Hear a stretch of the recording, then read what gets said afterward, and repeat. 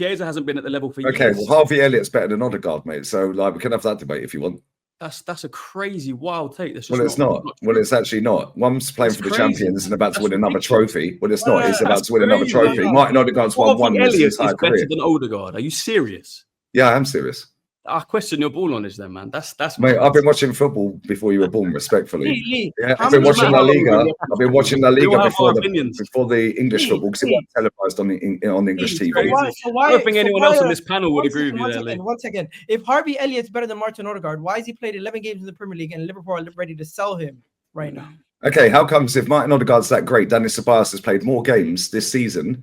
Yeah, for Real Madrid, then Odegaard played at Real Madrid. Talk to me about that one. You deflect and you change the topic. Better than Harvey Elliott. No, I'm not sure. No, I'm comparing. You're comparing apples and oranges, so I'm going to do apples and pears then, yeah. Because if you're not going to have a proper conversation on it, Harvey Elliott is a better footballer than Martin Odegaard. And guess what? He doesn't play football.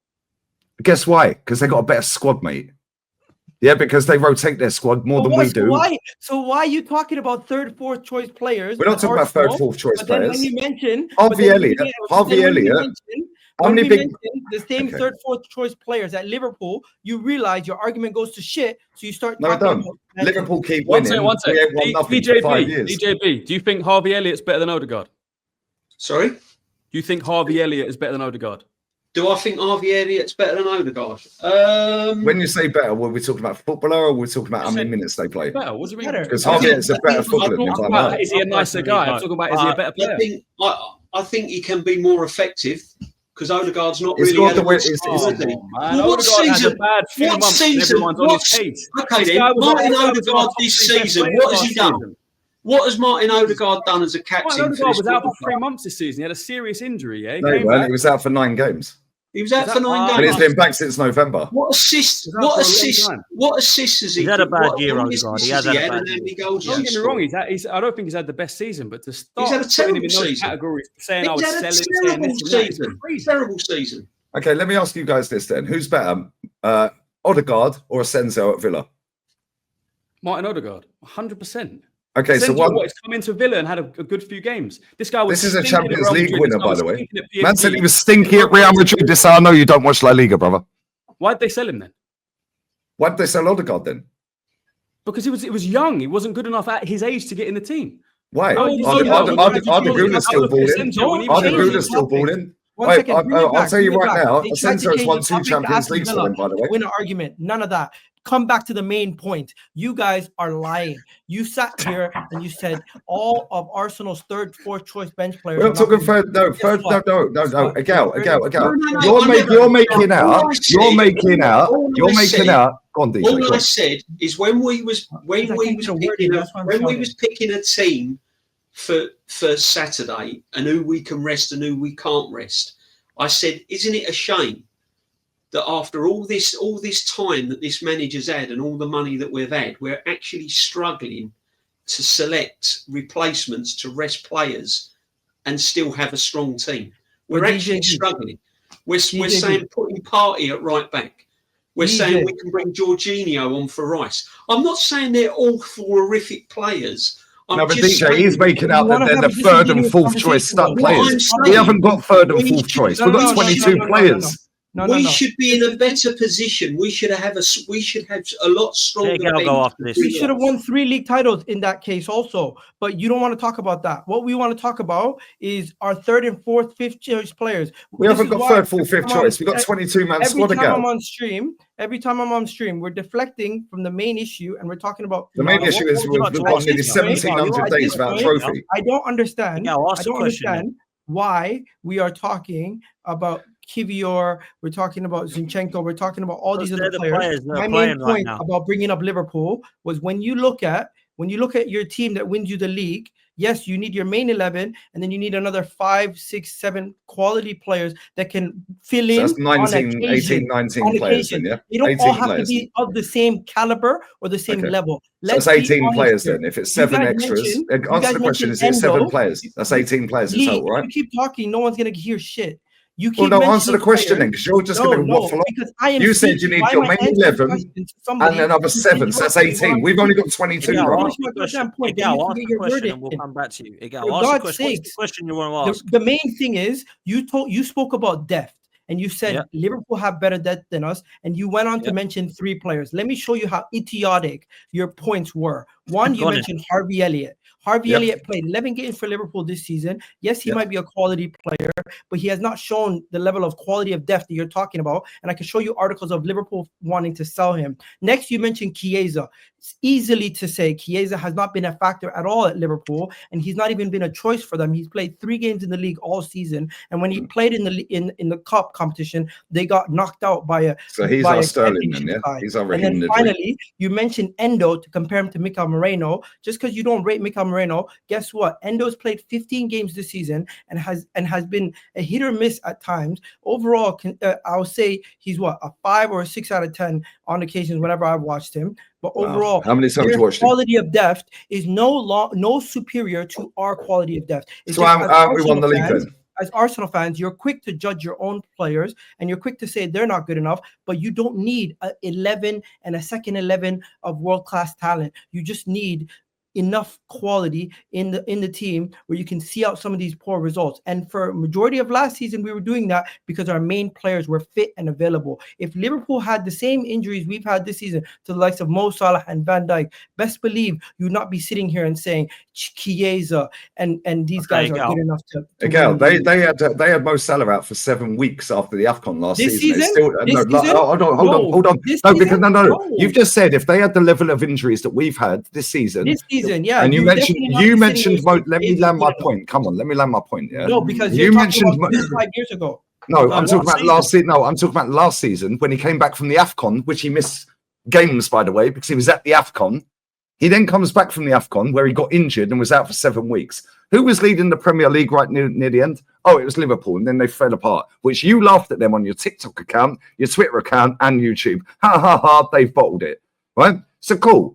They bottled it, whatever. If you want to say they bottled it, they were leading the league on game week 30 or whatever and fell apart last 8 games or game week 29 or whatever. Why do you care? You never care about anybody who doesn't win the league. Why do you all of a sudden care about Liverpool? Because you're sitting. Can I finish my point? Because you never let me finish my point. You keep interrupting me talking about bullshit.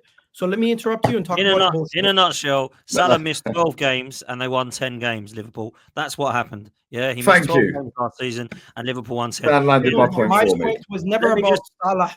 Because I know you don't have long. You guys being disingenuous about the squad depth. Okay, Dan, let me ask him this. Just very simple, lads. Really very simple. Very simple. Yeah. Right. Raya, keep or sell. Just say keep or sell, Egal. Raya, keep or sell. Neto's obviously gone. We know that he's gone. Yeah. Right. Saliba, keep or sell. Well, that's stupid. We're keeping him. Tierney's obviously gone. Yep. Yes, that's 2 that are gone. Yeah. Yeah. Ben White, keep or sell. Keep. Right. Gabriel, keep or sell? Obviously, keep. Okay. Timber, keep or sell? Keep. Kivior, keep or sell? I don't think we're going to sell him. I'm keeping him. No. Would you keep him? It's not whether you think we're going to sell him. Would you keep him? Sell him? Yeah. You'd sell him. So that's 3, right? Zinchenko, keep or sell? I would sell. That's 4. Tomiyasu, keep or sell? He never plays. Nobody cares. Keep or sell? I would sell him. So that's 5. Calafiori, keep or sell? I haven't seen enough of him. I'm keeping him. Okay. Thomas Partey is obviously out of contract, so we're assuming he's going as well. Right? Yep. So that's 6. Martin Odegaard, well, you're going to keep him. Jorginho's out of contract, so that's now 7. Yeah. Mikel Merino, we know you're going to keep him. Yeah. Rice, we're keeping him. Saka, we're keeping him. Gabby Jesus, keep or sell? He's injured. He's going to stay. Nobody cares if he's injured. Keep or sell? No, he's injured. He's going to stay until the next year. No. Would you keep him or would you sell him? Keep. You're going to have to keep him until next year. Okay, cool. Martinelli we're keeping, right? Yeah. Trossard? Sell. Trossard, sell. So that's 9.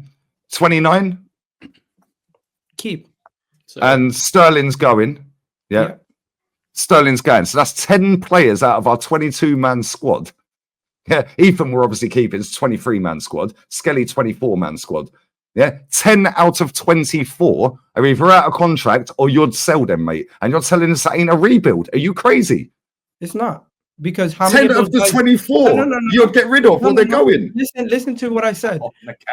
Only one starter was named out of that 10 players. So we need a bench then.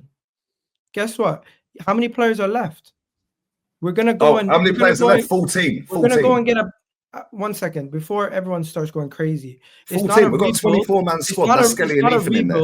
It's not a rebuild when you still have the main core of your team. The main core of Arsenal's team is going to be David Raya, the 2 center backs, the fullbacks that we have. We have so many quality fullbacks. Our defense is not even getting touched. We might add a backup keeper and a backup defender to the defense. The midfield, we're probably going to add 1 quality midfielder into that midfield, and then the attack, we're going to add 2 more quality players. Really and truly, we need 4 players to go. You're not bringing in. We need a goalkeeper as well, by the way. A rebuild is over many different windows, addressing many different key areas of the pitch. We need a goalkeeper. You agree we need a goalkeeper to back up Raya, right? Because Neto's gone. A backup keeper. We need a backup centre back, right? Backup left back / centre back / Okay, because we need another left back, of course we do. So there's 2. We need another midfielder because Partey and Jorginho are going. Yeah. So 1 or 2? 1 midfielder, 2 midfielder. I think 1 for now. Okay, so that's 3. We need a striker. That's 4. And a left winger. And a left winger. So you're telling me that we need 5 players. We have got a current squad of 24. The ones that are out of contract and/or that you said you would sell, you named 10, and that was without Gabby Jesus because obviously he's injured till December, yeah? Right? So that would have been 11 otherwise. 24. Egal, let me finish and I'll shut up, right? Out of the 24-man squad, 10, and 2 of them, by the way, are Ethan and Skelly, right?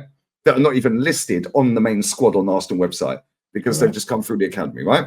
So it's a 22-man squad on there, yeah? Out of the 24-man squad, out of contract this summer, and/or you'd been, is 10 of them. So we've got 14 players left, mate.